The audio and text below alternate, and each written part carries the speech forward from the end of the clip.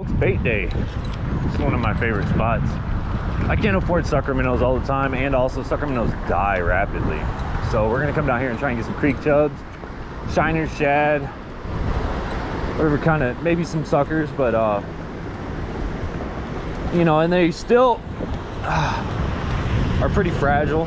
But every now and then I just gotta pull some of my own.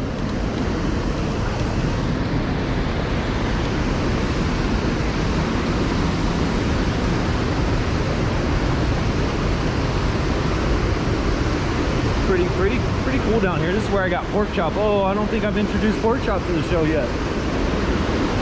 We'll see here sometime soon. Hopefully there's some bait running today. On mine, on my fatties, fatheads that are dying. As you can see, it's despicable. Hopefully we can add some bait to it. I'm gonna have to toss the deados. I'm hoping some of them bounce back. I just put some, what I assume to be fresh water in there. I don't know.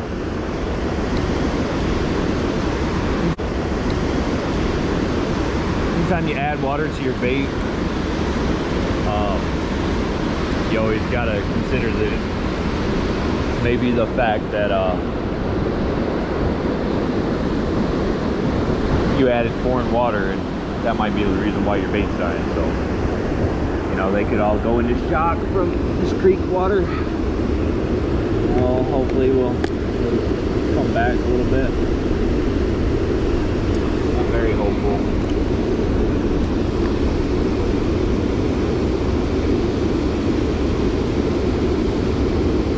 So when you're gonna go bait catching like this for your minnows, you gotta go get a trout hook. Just a little bitty, teeny tiny, like, oh my god, I can't believe line even goes through the eyelet. It's small, so micro. But you can catch, hopefully I'll be able to show you an example. You can catch some very tiny minnows that do bite your line, and you don't know that they were just teeny tiny bait minnows, because your hooks are, it's almost impossible to find a standard hook. You have to pay a lot of money for these tiny hooks, but you get a bunch of them in a box or in a pack. So it's bait day. It's one of my favorite spots. I can't afford sucker minnows all the time, and also sucker minnows die rapidly. So we're gonna come down here and try and get some creek chubs, shiners, shad, whatever kind of, maybe some suckers, but you know, and they still are pretty fragile. All minnows are. But it seems like ones that you buy are more fragile. Just, I don't know. It's just expensive, and I'm on a budget. Sorry. Bait shops, Minsky's, Jeff. But every now and then I just gotta pull some of my own.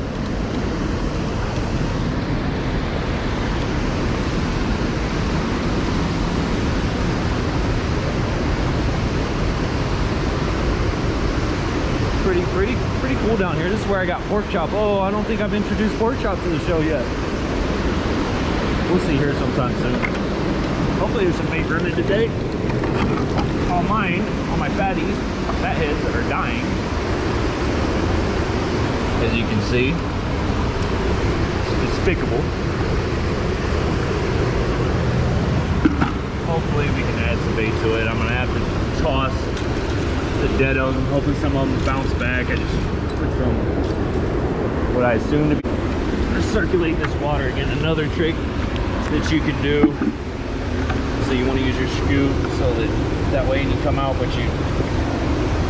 you cycle out the water. So I had some pre-existing water in there, and I added to it, but they still don't look like they're doing very good at all. So I'm gonna drain a bunch and then add more again. Try and get the freshest water possible.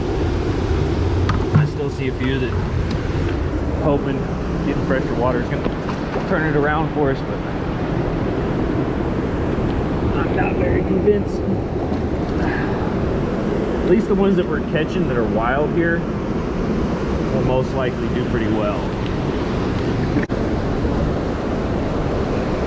All right, fine, dude. I gotta go. to a different location a little further down. Second location in the same area. I mean, you literally can make a whole day out of just catching bait.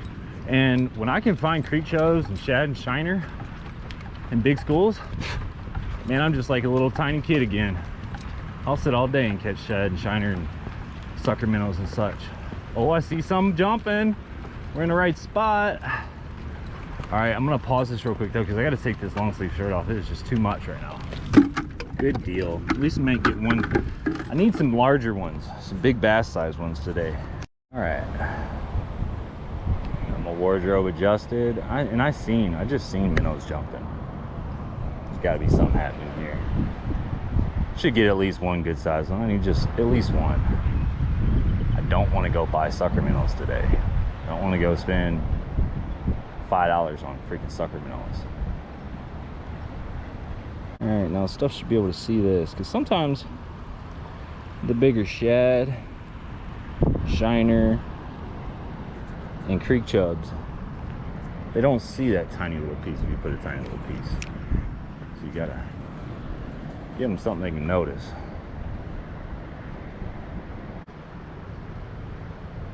It's like death begats death, life begats life. If there's bait there, you'll know it. You'll get a bite quick. There's not any bait. You might have stole that worm off there. There's something swimming around up in here. And I always like to go partly down on my worm, whether I'm fishing for bait minnows or anything, and give a little bit of tail hang, a little bit of end on each end. I feel like it's more of a natural presentation. It provokes more strikes. Yep, there's one. Right, back to back. Right, good deal. This is what we wanted, what we needed. This is the action. I don't have any of my micro split shot. I'm gonna have to remember to stock that in my travel fanny pack. I'll show you guys more about that. You gotta be versatile when you're gonna be a bank fisherman. And about the best way to do that is a fanny pack. Folks, there's another creek chub. I finally found him, and I think what I'm gonna do is just take this bobber off and let him run with it. I think it's gonna work out just nicely. Well, the good news is there's a bunch here, and I'll be able to come back. Ow! Come back when I get some help. I'm gonna rebait one more time. It's crazy how after they've hit it a bunch of times, it seems they don't want it after that. God. The bigger ones don't seem to be as shy. Oh. At least I'm getting them connect every time. Just about with this new style, this new approach. And unless you've been doing this for years and years and years and years, you wouldn't know that you have to really put this much effort into success at this sort of thing. You would just think that there's none there, or they weren't biting. You gotta imagine these fish have to deal with danger threat levels all the time, so when that worm moves and adjusts and it's not hiding the hook pretty well, even these little bitty shiners will pick up on it and just realize maybe I shouldn't try that. Seems like. It's that one. That was a good one too. Alright, my minnows look like they're getting upset. About time to take them to the house and put them on a pump. And folks, when you got bait, like, I don't agree with buying those external pumps and such, but if you want to, that's fine. However, as long as you keep refreshing your water and you bring them inside whenever you're not fishing, you put them on a pump where it's cool, they should stay for a good long while. We're hopping right back out here, and we are going to be a Bait Minnows Bait Masters edition for today's video. Well, I enlisted the help of good buddy Ben.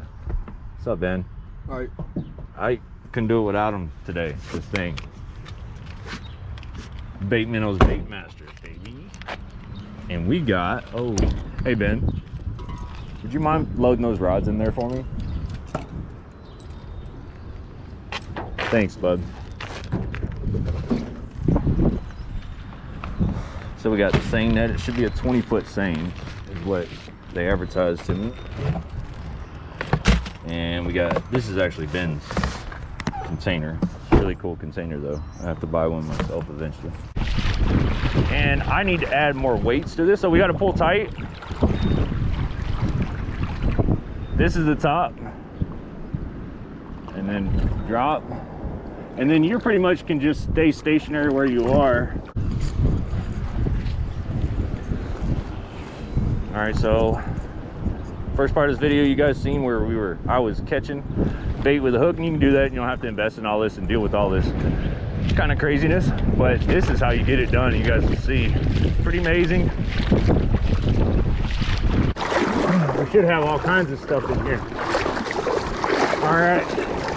Yeah, we're gonna have all kinds of big sucker minnow. You see that whole school? Easy. Whoa.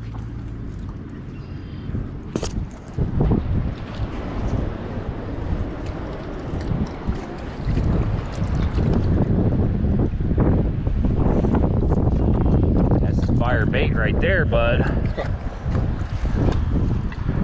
Folks, Chester James, Fish City, Fish City, yo. So, Fisher City, be a master, bait master.